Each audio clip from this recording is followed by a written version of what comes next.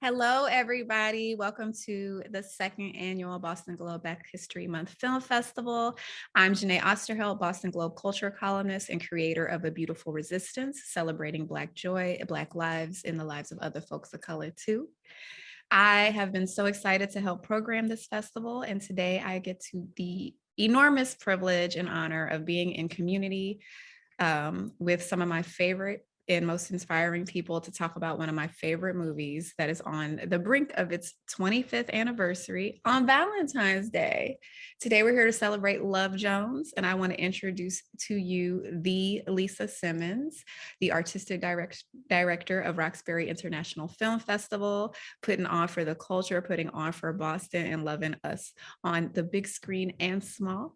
I want to introduce Sean Edwards, who I grew up with in the journalism industry. Sean Edwards is co-founder of the African American Film Critics Association, a lifelong film critic, creator of A Celebration of Black Cinema, and he made a documentary about the 100 most important Black films ever. Love Jones was on that list. Sean.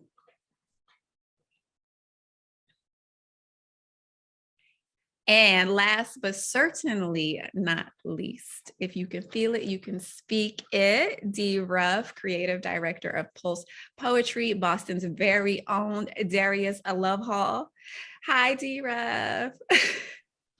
Hey, how you doing? I am so excited to be spending Valentine's Day with you all and to just be like, these are my Valentines and we are celebrating Love Jones.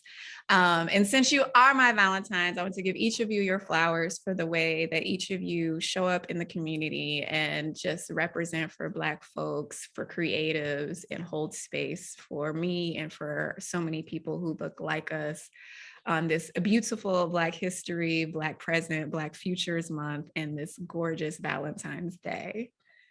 I'll start with, I gather up each sound you left behind and stretch them on our bed. Each night I breathe you and become high. You know, Sonia Sanchez, as said by Nia Long, AKA our very own Nina. Nina Mosley. What do you remember? I'll start with Lisa. Like, what is your first memory of Love Jones? I mean, I don't know if it was a particular part. There's so many parts in it that I love, but I think it was just the movie itself and being able to go to a theater and see Black love, and to in that moment of, oh my gosh, like you see yourself on screen, right? And I think that moment, you know, where of course they meet, you know, everyone's had that moment where you're, whether it's at a bar or a restaurant or at a grocery store or whatever, that you sort of like look to your left, look, and then it's like, that's it. That's that moment. That's that spark. So, I mean, it's the beginning of the movie, but then there's when she delivers that speech as well. So, it's just filled with so much romance and love and beauty that just the whole piece of it just brings me back a lot of memories back to me, having seen it for the first time way long time ago. Almost, I mean, we're a month out from the 25th anniversary. Right. Like, and I was 17 on a date with a guy named Andrew, who literally bought me a puppy named Jelly because of the Jelly Roll song on the soundtrack. Oh my God. Like, I mean, I remember everything. Sean, where were you when it came out? Like, tell me what you remember about when this movie dropped. Yeah, I was. I remember it exactly. It was just a few years out of college. I was actually working for an arts and entertainment paper in Kansas City called The Pitch, and I was writing film reviews. But I remember seeing it for the first time. It was sort of like my introduction to adulthood dating. This was definitely a date night movie. It's one of the times I got to an experience of film in a communal environment with a bunch of my peers and people who looked like me, people who acted like me, people who were sort of like in my same demographic, all together in a movie theater experiencing this wonderful film at the same time. But more importantly for me, it was sort of a respite because this film sort of issued in a new era of filmmaking and was sort of like a break from the batch of sort of like gangster hood cinematic tales that we have been given the previous years before this came out in 1997. So it sort of worked as like a cinematic breath of fresh air because it was completely different. And the irony of Love Jones being a complete break from the sort of gangster hood movies we had been watching a few years previous is the fact that Lorenz Tate, who stars in the movie, actually played O-Dog in Menace to Society and made one of the most incredible cinematic flips in the history of motion pictures, in my opinion. I mean, Lorenz Tate, D-Ref, I did not forget you, but I just want to take I really want to mark this because Lorenz Tate in that run, we see him as O-Dog, we see him as Frankie or Frank, the singer. We see him as like the Frankie singer. Lyman. Frankie Lyman. We see him in Dead Presidents as like the veteran trying to like figure out what's next. And, then we see him as Darius Lovehall. And it's literally, I mean, the O-Dog Darius is an extreme, but all four of those roles. And let's not forget, we were just here last year for Black History Month celebrating the Inkwell. We see him in the Inkwell in a character we never see anybody Black get to play. Like, yeah, it was an incredible run for Lorenz Tate that I don't believe is celebrated enough. I mean, there have been lesser talents who get more accolades and done less than Lorenz Tate did in that span. And I mean, the range that he demonstrated during that run, I put it up against anybody's run. And the versatility and the execution of each character and the importance of that character, the overall importance of each one of those films is like, I mean, can you really measure that? It's a nuance to me. They all had such an impact. Every single one of those films on Black culture, on Black life. And you're right. I think people don't think of him. It's everyone else who's sort of like we're in the other films. Right, exactly. So like Lisa, I totally feel like agree. we should join forces and we should literally seriously, Lisa, I feel like we should do like almost a Lorenz Tate month where we just show every week we show a Lorenz Tate movie and talk about I mean, that would be amazing.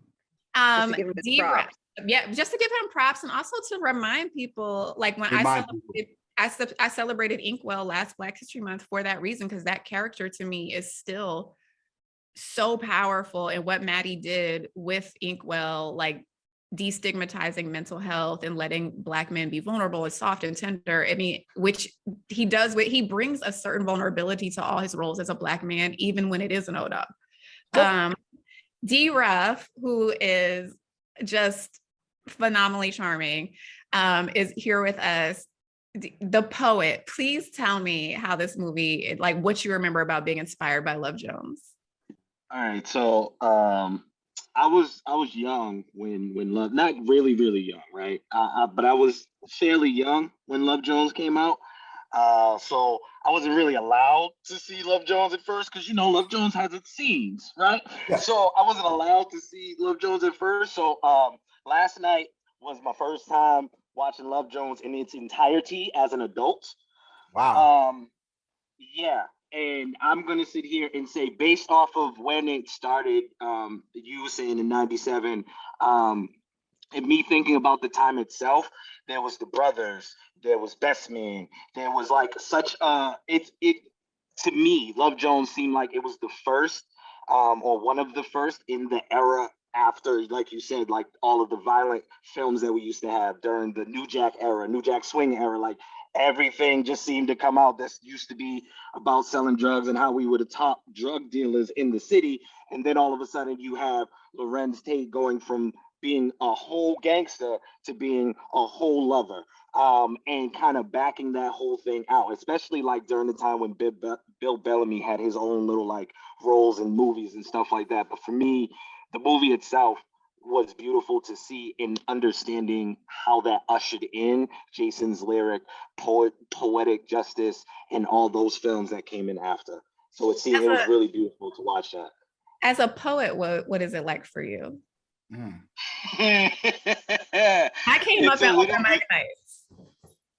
it's a little bit of okay, so there's the stereotype about how Black poets sound, and that was like the cliche Yeah. stuff that I kept finding in there, and it's like, oh, and we can do this and go about that, and I was just like, ooh, okay. I don't like those are the things that kind of like They I got sounded like nervous. that in the 90s though, D. They really did. Yeah, it was that That whole was the new, it was thing, like a like new, I love his perspective of being younger than I am when I watch, and also being much younger than the release date of the film, because the reason why that style of poetry now seems cliched is because of Love Jones. Because Love Jones was such a cultural force, and that presentation of the poetry and that delivery style, yeah, it existed in real life, but to the masses, they hadn't been exposed to that. And because a lot of people saw this film and absorbed that sort of poetic presentation, that sort of became the new, like, sort of cultural norm. Because from this film sprang up a bunch of open mics all over the country. There were no regional barriers when this film came out. You had open mics in Tulsa, Oklahoma. You had open mics in San Francisco. You had open mics in Topeka, Kansas. You had open mics in Syracuse, New York. But they all borrowed that same element from what they saw in the film, which is why I always stress that the moving images are so powerful, because they create the standard and the norm and the perception. And that's exactly what you're getting from that film, from that style of poetry, because it just caught on all over, and that's basically why all over it the was world. so impactful, right, Sean? That's why it was so impactful. Whether it was like introducing a new, you know, something brand new, something that people hadn't really heard before, and then done before in this way. And it was sort of like, it's exactly, that's why this movie is so pivotal at that particular time, because like you said, D-Rob, you know, during the early 90s, that's all we got was New Jack City and all of these like sort of like gangbanger movies. And it was sort of like, yeah, that's in our community, but there's also a whole other community. And it's sort of right around the time that we started the Roxbury Film Festival, now the Roxbury International Film Festival, was because we had filmmakers here in Boston who were making films like Love Jones or even experimental films, but weren't getting picked up at any other festivals because people didn't know what that was. They were like, what is Black love? Like that? No, that's not going to sell here. That's not going to. So you're right. What Love Jones has done for poets and poetry, and you know, and moving it for bringing it in and bringing it to our living rooms, or at that time not living rooms, but to the big screen, was so validating. I think. No. You're correct. Don't Lisa, don't correct yourself. Yeah. I do want to make this point early in the conversation, because what you said about watching it in your living rooms is actually correct. DVDs. At the time that this film came out, DVD. We had DVDs. Yeah, this film was not a hit it wasn't a hit at the theatrical box office. No, it was not. It was so most people either saw Love Jones. Let's keep it real. Most people either saw Love Jones because they went to a Blockbuster and rented it and watched it on VHS in their living room, or most people have seen it on television, the edited version. Like that's watching in your living room is actually a correct statement with this film, because it wasn't a theatrical hit. No, it wasn't. And I went to see it in the movies on a date. And as someone who hosted an open mic, I can tell you at the time, like I can echo what everyone said. At the time, that was the style of poetry. It's cliche now because it became cliche because that was 25 years ago. So it's like there's lots of nuance and development in how we do things. But to speak to like the idea of the DVD or getting it at the barbershop, because I don't want to act like that didn't happen. That's real. Act like it didn't happen. But it's to see Black love that way. Because before then, of course, we saw you know, Whitley and Dwayne, we saw Martin and Gina, like we saw Black people married on television, but this was like soft, tender romance. It was like, and it was on the big screen. And even if it's a movie, it was a movie. Yeah. And even if you saw it at home, it was just delivered in this very beautiful. I always say Mo Better Blues is one of Spike's overlooked movies, but it was delivered in that kind of softness that Mo Better Blues gives us. The music was very moving. It just was very encompassing. And you get wrapped up, you find yourself getting wrapped up in it. Yeah, and I They think do the get one wrapped thing, up in it because it's rolling at the speed of which a relationship would, right? So the timing of it is beautiful. And the way they're, cutting to scenes and everything, it's intentionally done that way, right? So that yeah, we're, we're watching this romance, unpack in a way that it would for if this wasn't a movie. yeah, and another aspect of this film that really has never gotten the credit it really deserves. We keep speaking of how like it presented like a new look on relationships, but the thing that this film did best that really never gets discussed is the dialogue and the way they talked about relationships, the way they talked about love, the way they talked about relationships on both sides of the fence. Remember, this wasn't just an all positive, gush, gush, gush type situation. Remember, they dealt with the good, they dealt with the bad, they dealt with the in between, but it was the dialogue and the conversations they had and the realistic way that the script was written that really made this movie work. And there hasn't been a lot of discussion about that because, in many ways, the dialogue and the way that the characters talk was just as poetic as the actual poetry that was delivered in the poetry scenes. And Yeah, and that really stuck out a lot. I'm sorry, that oh really no, no, stuck go ahead. out to me.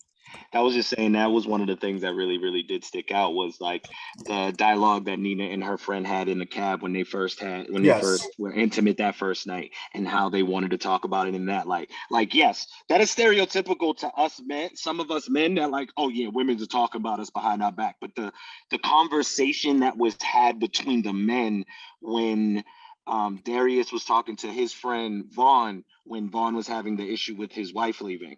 And that conversation in itself was a very raw conversation between a man that's hurt and a man that's actually trying to find the answers in like a mentor. Like, this is my friend. At the same time, a lot of his words I listen to and they carry weight with me. So I want to hear his point of view and hopefully he hears me out in the same light. Like that moment, those moments with to me in that movie was like, oh, this must have been the turning point for us because a lot of the movies were very machismo and macho, and we couldn't really show that unless our boy died. And even still, we're just going out to get revenge. We're not necessarily going out crying or really having that moment to ourselves. And I think in this movie, especially with heartbreak, having to deal with the opposite sex, like or having to deal with our partners, that really showed in the pain that we as men carry as well. So I Yeah, really that appreciate vulnerability that. was so important for us to be able to see that on screen and for them and for the director to allow that to unfold and for us to see that, which was, you're right, we hadn't seen that before. There's just so many firsts in this There's movie. so many firsts. And to allow the checking and balancing that happens in friendships. Like, Darius actually calls Ron out like, yo, you're married. Why are you here at this party with this woman? Yep. Like you are married. Or like, saying like, why are you running around with Darius's ex-girlfriend? Like, that's wrong. Like, and like, it wasn't like everyone was like, this is cool. And there was a time, I mean, and even now there's this sense of, not in this movie, but it is still like a common thing to be like, oh, it's okay. Like, we're going to have lots of girlfriends, hoe is life. And I'm not hoe shaming, but I'm just saying like, there's these recurring themes of, it's okay, you had them, I can have them now. And it's like, this was like a friend group actually holding each other accountable and calling each other out on their stuff. And then there's things that, with time, as you get older, you're like, wait a minute, like Josie gave really terrible advice. And, Nina was not. That's what you were saying. That's funny. Yeah. Josie gave bad sometimes advice. you do have that friend who gives you terrible advice. Yeah, because you gotta learn. You gotta learn the hard way, and you just do silly stuff because it's like Nina was real wrong, and she was playing a game. And I mean, I'm glad it worked out the way it did, but she definitely, I'm like, bro, you was really playing a game, and you had a good one. But something I do want to talk about that Deborah brought up in our audience is just the professionalism. And I thought this when I saw Boomerang, which came out before Love Jones. But I remember when I saw Boomerang, especially because I was very young when I saw Boomerang, and I was just like, oh my gosh, like they're at an attic, they're so fancy, and look at all this designer stuff. And with Love Jones, to again see Black professionals in a movie, Black artists, Black creatives, and not just the fictional characters, but to have Nia Long, to have Nina Mosley reciting Sonia Sanchez, to be talking about you know, all of these jazz greats to be quoting jazz greats and philosophers. And it just really allowed us to kind of, I feel like, tap in, especially because the neo soul music movement was happening at that time. You know, we're talking about the rise of D'Angelo, the rise of Erykah Badu. We're just a couple of, I think it was like 6-7 months outside of Maxwell's release. It was just a very, you know, the rise of the Soulquarians. It was a very experimental, new way of expressing Black culture and Black arts and Black creatives. And Love Jones was right there at like the precipice. Yeah.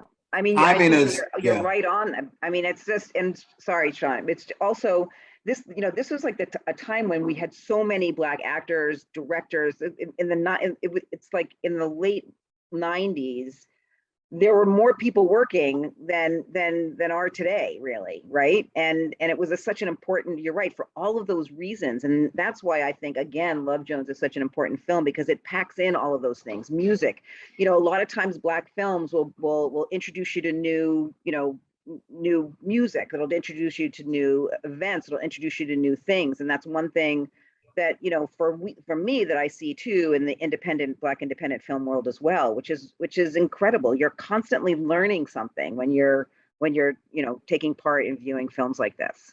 Yeah, I think part of it too, the realism of Love Jones, I think, is probably unintentional and helped by lack of budget. I love the fact that he presented these characters as professionals, but they were presented realistically, because a lot of times in movies you have characters who have professions and it just doesn't match the way they live or where they live or how they operate and what they wear. It's all extremely exaggerated, but none of their professionalism was exaggerated in this film. It was all within a believable scope and range that you could grasp. You know, and I love that. I also love that the intellectualisms that were presented in this film by the things that each of the characters did. And, you know, poetry wasn't the only thing that caught fire because of Love Jones. I mean, how many people went out and bought a camera?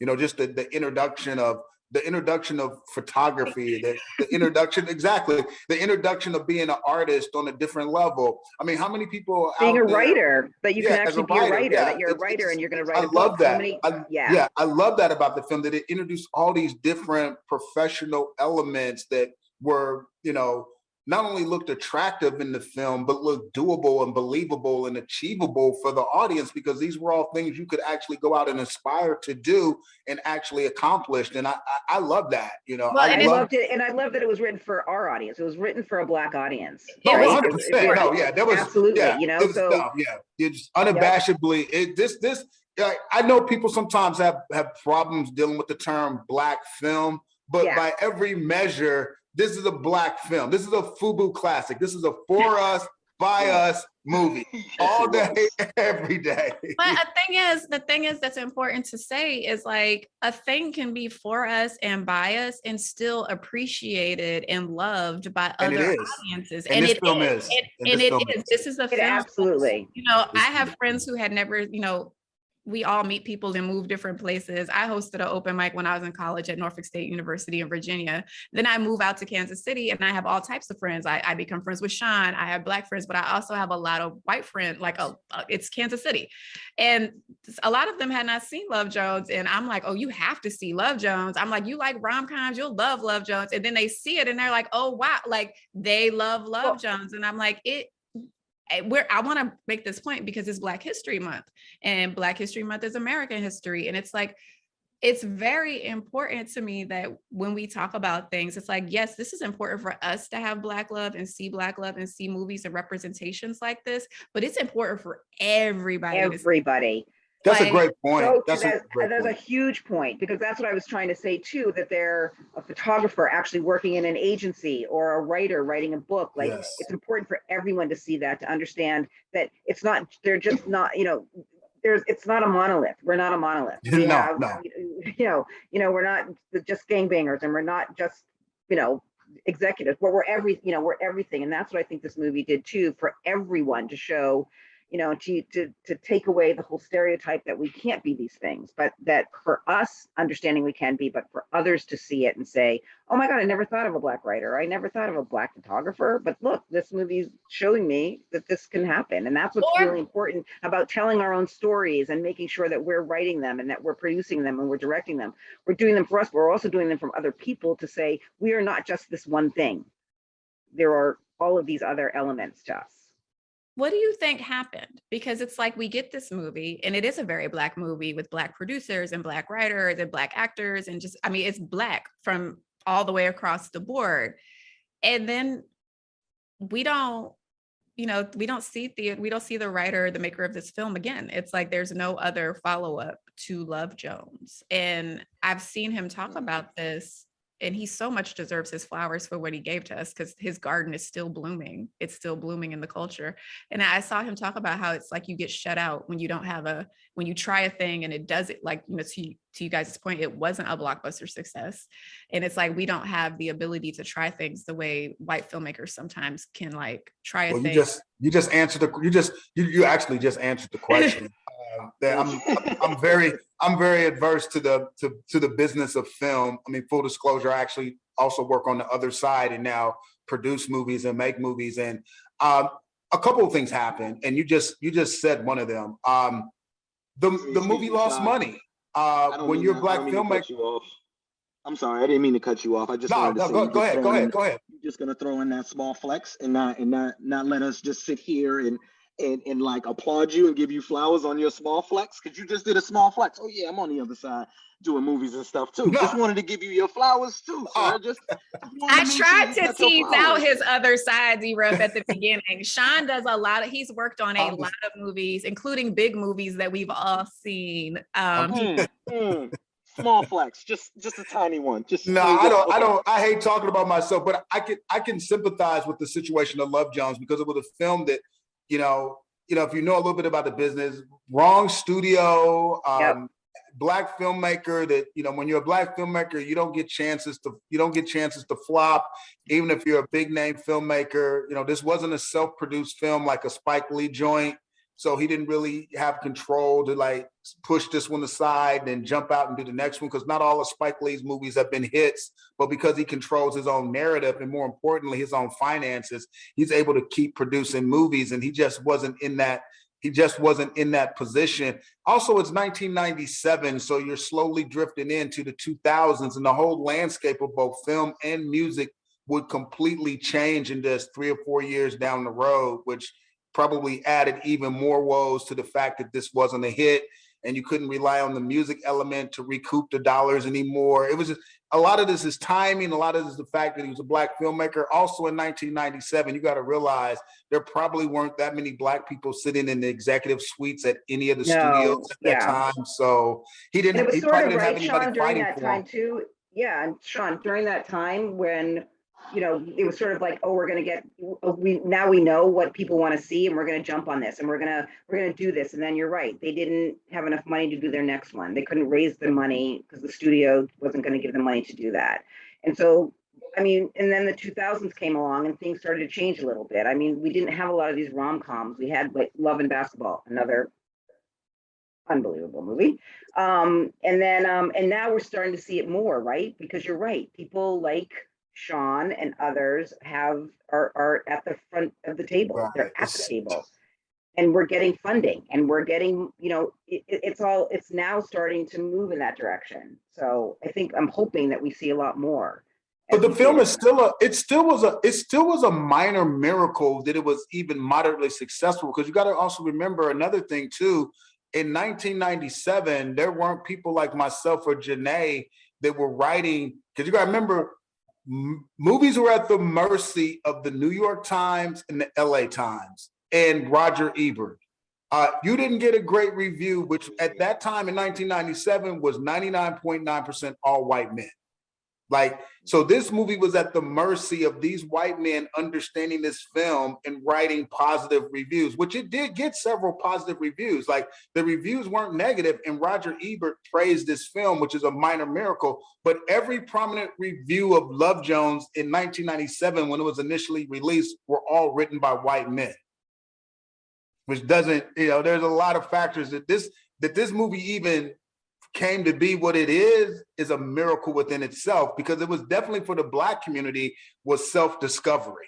There was nothing, this was not pushed into you gotta remember, the marketing for this film was actually horrible. If you go back and look at it, it had no support whatsoever. It was all self-discovery from our people. It was tragically botched, but survived regardless, which is why we're here talking about it today. But let's not forget, that was a miracle. But let's talk about one of the reasons why it did find its way to all of us, Yes. which is the soundtrack. Right. The 100%. Love Jones soundtrack is still one of the best soundtracks, period, ever.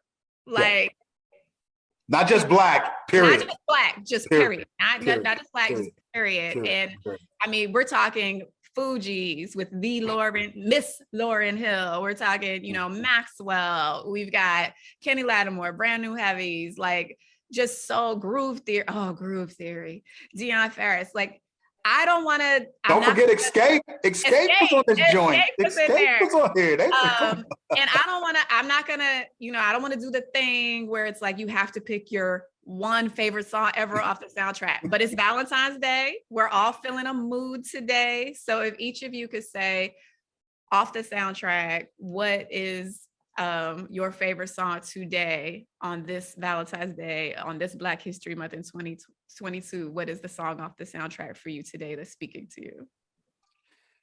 I'm a cheat, and it wasn't one of the original songs on the soundtrack, but it was the John Coltrane "In a Sentimental Mood" track. That just the way they used it, just that song in general is just it's a true timeless classic, and it just pierces your soul, and everything about that song oozes Valentine's Day. It oozes Love Jones. It oozes Black love, white love, Asian love, Hispanic love. It just oozes love. It's just a master track. But if I had to name a contemporary piece, I'll go with Deion Ferris's "Hopeless." Love it. Lisa, what would you go with? Oh my gosh, I don't know. I love Cassandra Wilson. I think that she has one of just soulful, and all of these songs in this soundtrack are all like that, whether it's like Maxwell, it's all this sultry. So You Move Me, I think, maybe. Yeah. When it's sort of like thinking about like, what did I do wrong? Like, how do we get back? How do we, it's sort of like just this like so incredibly poignant each time. I mean, I also love the way they bring in the Isley Brothers and Charlie Parker, right? Again, to teach, to see, to say, to us, our culture, like we're going to bring in the new folks, but we're also going to have the old folks, because that is love, like Isley Brothers, like Charlie Parker. Yeah. Even like the club scenes when they're, doing the step, they're at the reggae club, then they do the stepping set, like, or the frolicking in the rain montage and just chasing each other around the park, just the sheer Black joy of it. D-Ref, what about the song? What song for you?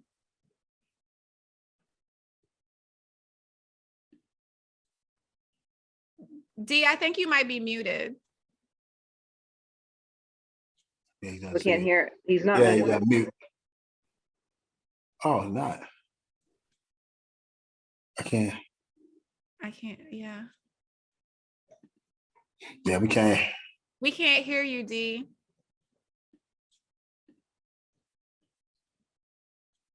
It's not working. There we go. Now it's working. There we go. Can you hear me?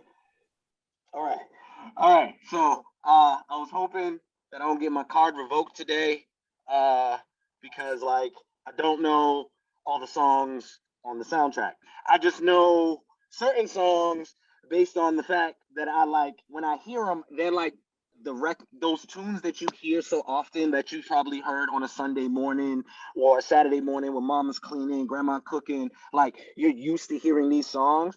So I'm not sure if Tony was on there, but it sounded like they were. It could have been just Maxwell. You know what? I'm just gonna go with Maxwell. Is that you can never go wrong with hearing a Maxwell song, ever. You can never go wrong with a Maxwell song. Well, I'll unpack that one. I will unpack that one for you because he's not lying. You're not wrong, and my pick is Maxwell something. it was the mellow smooth remix too. It was extra sexy. And I was 17, so I was definitely like in my I'm becoming a grown woman phase. So Maxwell came and just sang to my little spine. I was like, oh, Maxwell, something. And here we are, 2022, and I could say on this Valentine's Day, it would definitely be something and somebody's son all day. So that soundtrack. Wow.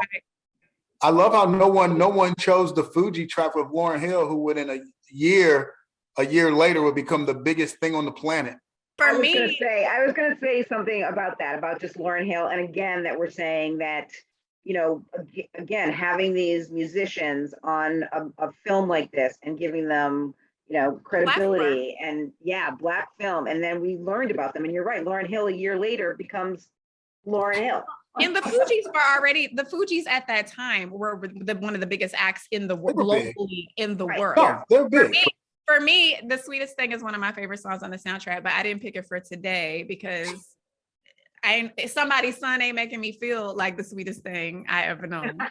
So that's not my mood today. Oh, wow. Okay. But whoa. We can talk after. Sean, Sean, I want, you know, our audience is asking about some of the films that you've worked on. And I do want to take a minute for you to talk about that and for Lisa to talk about the Roxbury Film Festival, because one of the points we've made in talking about Black history and talking about Black film and talking about Love Jones specifically is that how these things succeed does depend on who's holding space for them. And both of you, like Lisa with the film festival, Sean, I've known you for 20 years now, and I've watched you for 20 years create space in Hollywood, create space for Black critic. A lot of people, the Boston Globe audience doesn't know that I covered Black music and movies for the first 10 years of my career. Like, so this is my canon. And Sean is like such a leader in that space. And to now you make movies. So can you talk a little bit about that? And then Lisa, also, I want you to talk about why it's so crucial to have the film festival. Yeah, I can touch on it quickly, and just so people get a full understanding of kind of how this all came about. Like Janae said, in the early 2000s, around 2003, I started an organization called the African American Film Critics Association, which became sort of like this gathering organization for critics who look like me, Black critics, which at the time were very few. We could all come together and be unified under our own organization. This all happened because I began as a film critic at a newspaper, but 3 years after that, I started as a film critic for a local Fox affiliate here in Kansas City, Fox 4 News. That's been an incredible platform for me, and also allowed me a chance to travel between Kansas City and Los Angeles on a frequent basis to cover the movie industry. I learned so much during those travels, and which is why I started the organization. And through my traveling back and forth to LA, just became associates with a lot of filmmakers. You know, everyone from Spike Lee down to Ava DuVernay. In fact, when we started the African American Film Critics Association, our very first publicist was Ava DuVernay, because she was a publicist at the time. I knew Ava through covering film. She primarily covered movies that Paramount Pictures released, including Dreamgirls. She was very instrumental on putting together the Dreamgirls campaign, and that's where we really bonded in 2006. So I've known her from day one. In fact, she handed me her very first film on a DVD out of a backpack and told me to watch way back in 2009. And now she's become the Ava that most people know. But through those associations and affiliations, I began a relationship with a filmmaker by the name of Dion Taylor, who owns Hidden Empire Film Group, and then started working with him about 6 years ago. So I've been privileged to work on several film products released through Hidden Empire Films, which includes Traffic with Paula Patton and Omar Epps, Black and Blue with Tyrese and Academy Award nominee Naomi Harris, The Intruder with Dennis Quaid, Michael Ealy, Megan Good, Fatale with two-time award winner Hilary Swank. Did a couple of sort of like B-movie comedies, Meet the Blacks and Meet the Blacks 2, which weren't huge box office successes, but have just really killed Those are my streaming. movies, though. Those are my movies, though. I love the Blacks. Like, I love that movie. Yo. Oh, that is Thank so you so much. I'm glad you can appreciate that we do different stuff. And currently right now we're working on the it's only in script phase, but we're working on the John Lewis biopic. So really proud of that. A lot of hard work. I've learned a lot. And then on the side, as Janae mentioned earlier, I'm the executive producer of the Celebration of Black Cinema. It's not really an award show, but it's more like the Kennedy Honors for Black filmmakers. And we just had that event this past December where we gave the Career Achievement Award to Halle Berry, and Will Smith got an award. Ava DuVernay was there. Jennifer Hudson was there. It aired on television. Depending on what city you live in, it's on different times. It hasn't aired in New York yet. That's on it airs in New York this Saturday. So we've been really proud of that. And this was the 4th year we've done that. So that's just a quick little sample size of my transition from a writer and film critic to working on the production and producing side of movies and TV. Well, Sean, I really wanted you to share that. I just, like I said, it's Valentine's Day. I'm giving you all your Well, I flowers. appreciate that. Thank you so very much. Kansas City, Sean knows, Kansas City was a very hard city on me. I Well, I'm loved it. still here. I'm back and forth. No, but I'm just saying it was a hard city on me personally to come up in as a Black woman writer. And I was attacked all the time by people 20 and 30 years my senior, by media teams older than me. And Sean was one of the people who always supported me, always protected me, and always, like, even when there were adults with way too much experience conspiring against me because they just couldn't stand to see a young Black woman with power, he was supporting me. So I just want to say thank you, and thank you. Your family, and like you said, I know it's hard out here for Blacks in general, but not. It's for a Black woman in certain spaces. It's just ×4. It's just I've seen it. It's. Oof, man, that's a whole nother one of these conversations. That's a different community conversation. There's no love in that, Jones. No love in that, Jones. It's a tragedy. But Lisa, still we rise, and still we rise. Lisa, with the Roxbury, the International Roxbury Film Festival. Lisa, people think Boston, and I repeat this all the time, but it's because I want people to always remember it. People think this is a white city. They think that there's no Black people here. There's about 12.5% of the American population is Black. A quarter of the population of Greater Boston is Black. So to say that this city is not Black, when in fact it is very Black, and when you expand outside of the Black people, it's actually a city that's primarily made up of people of color. It is crucial that we have a film festival. It is crucial that we have Elisa Simmons providing opportunities to filmmakers of color. And not only that, we have Elisa Simmons going up into the museum and hosting screenings at the museum, and not the African American History Museum, which I love and adore and is necessary and appreciate, but at a museum where we don't normally see ourselves, And so, Lisa, I just want to invite you to talk a little bit about, movies like Love Jones and how they're better positioned now because of film festivals like yours. I think film festivals are crucial, and it's funny because Ava came to the film festival when she was just a publicist. It's very important to be a publicist.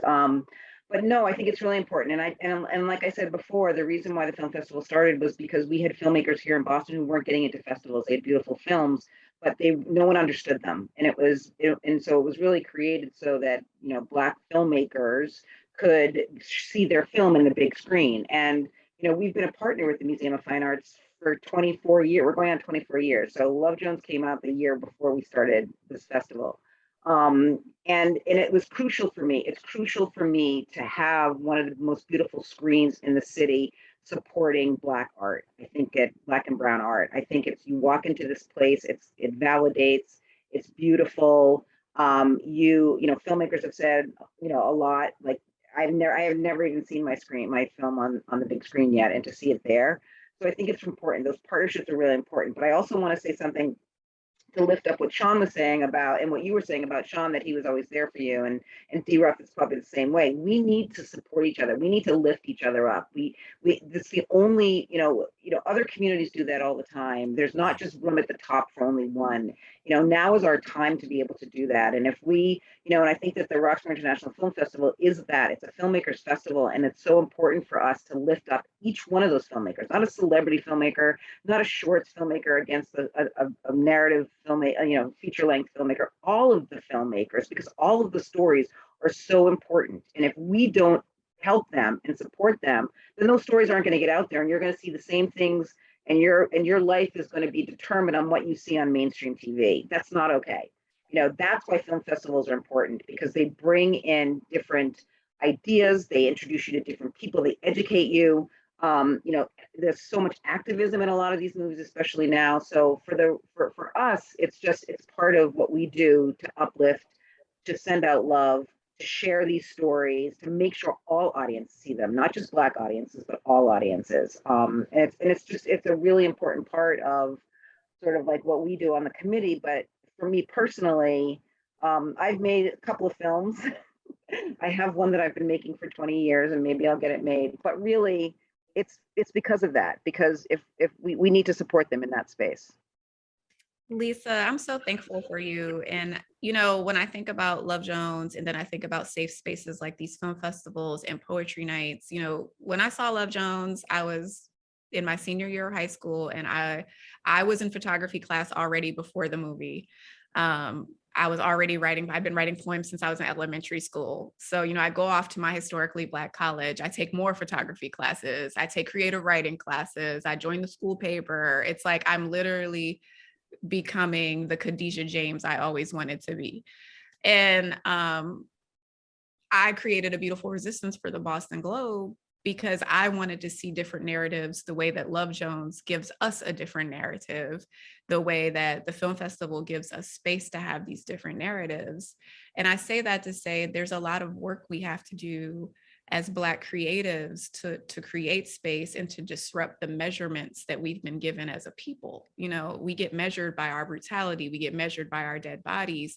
And it's like, we are a movement for humanity, and who tells our stories and how they tell our stories matter. And that's when I want to bring in D-Ruff, because D-Ruff, you're a poet, and you hold space for the youth, you hold space for marginalized communities.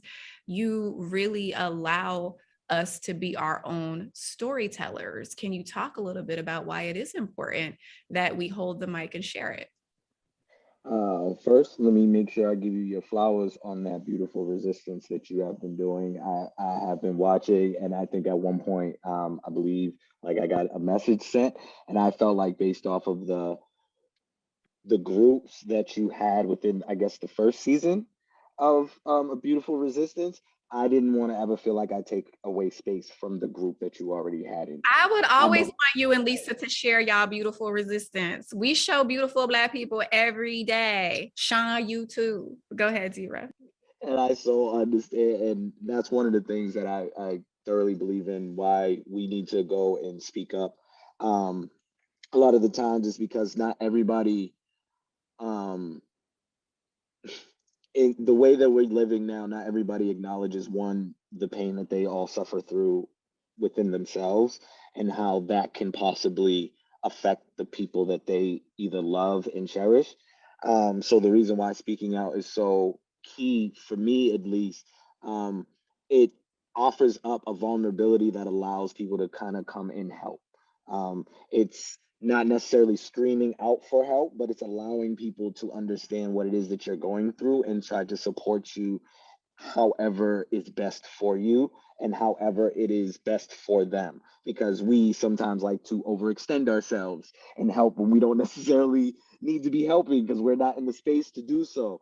But at least communicating, finding different ways to communicate is definitely very, very vital for us within the community, especially with all the stereotypical image that we're used to seeing, and the overload and the hypersexuality that we're used to seeing. So definitely finding different ways to kind of communicate things, and definitely just find healing within ourselves and within the community. So that's why, at least to me, speaking out and really talking to one another, especially in certain spaces, is definitely important. We are down to our final minutes of our celebration of Love Jones, our second film in our Black History Month Film Festival series. Later this week, we'll be screening Jubilee, Juneteenth, and the 13th, the Museum of African American History in Boston's film, and I'm so excited. Please go to our website, register. It's free for everybody. On the 28th, we'll be celebrating A Beautiful Resistance and the filmmakers who helped me execute this multimedia series. So we welcome you all back again and again and again. It is Valentine's Day. You have all been my Valentines, and this is just like makes me so. I wore my teddy bear just for y'all. Teddy bears and chocolates for everybody. Before we sign out, two things. One, Lisa, you know Boston movies connections better than I, and someone in the audience said that there's some local ties to Love Jones. So if you know those, if you could speak to them. And after you speak to them, I want to sign off by having each of us just share what Love Jones means to us through the lens of love on Valentine's Day. Well, you know, Nia is dating the Celtics coach, so we know that, right? We know that Nia Long is the Celtics coach. She is the Celtics coach. But you know, this film is loosely based on Reggie Gibson. Do you know Reggie? With the D-Row. I did see him right next to Lorenz Tate. I thought that was Reggie on that stage. Yes. So we have our own celebrity, you know, here, which, you know, it basically is a Boston movie. Let's just call it that. We can claim it. We own it. There you have it. There, Lisa said it. I endorse it. Lisa, I'll have you go, and then D. Ruff go, then Sean, and then I'll close us out as far as sending everyone off in love on Valentine's Day. What am I saying about what Love Jones means to Black love and Black?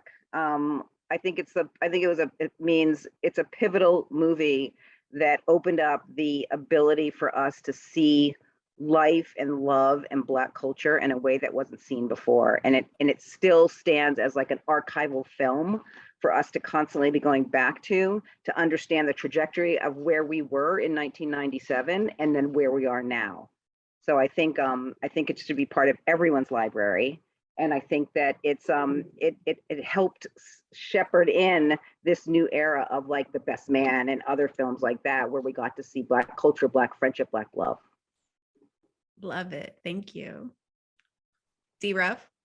I feel as though Black love is, I echo those same sentiments, that Love Jones definitely, at least for me, was a lens into non-threatening Black love, where even Darius getting the address and the phone number off of the check, like that would seem creepy right about now. But just for that movie, just for that moment, like it wasn't threatening, it wasn't violent, it didn't turn any other way. So just to see a non-threatening, very safe, very soft, very open, and fun versions of Black love, and seeing all the dynamics of it was definitely something for me that was very impactful, just to see all of the shades of Black love, not necessarily just one, but seeing all of them not in its entirety, but in its entirety for like a movie type role. Like, but for the most part, it felt great just to see all of the shades, the good, the bad, and the beautiful, all in that movie.